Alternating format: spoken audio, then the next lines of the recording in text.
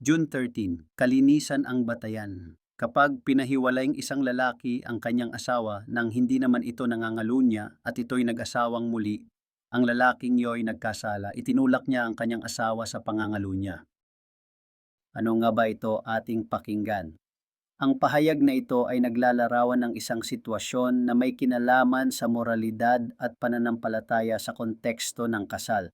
Narito ang maikling paliwanag nito. Una, ang kahalagahan ng kasal, the importance of marriage. Sa maraming kultura at relihiyon, ang kasal ay itinuturing na isang sagradong ugnayan, ang paghihiwalay ng isang asawa ng walang sapat na dahilan, tulad ng pangangalunya ay maaaring ituring na isang pagkakasala. Pangalawa, paghihiwalay na walang dahilan, separation without reason.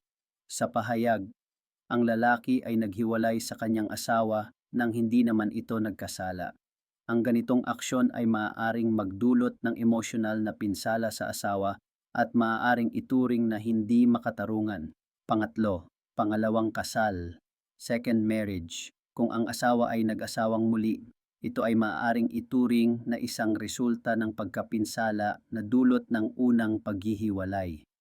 Ayon sa pananaw ng ilang relihiyon, ang ganitong sitwasyon ay nagiging sanhi ng pangangalunya sa mata ng Diyos at sa mga tao, dahil ang unang kasal ay hindi pa nawawasak sa tamang paraan. Pang-apat, moral na responsibilidad, moral responsibility. Ang lalaking naghiwalay sa ganitong konteksto ay may pananagutan sa kanyang mga aksyon dahil ang kanyang desisyon na makipaghihiwalay ay nagbigay daan sa kanyang asawa na pumasok sa isang sitwasyon na maaaring ituring na mali sa mata ng kanyang pananampalataya.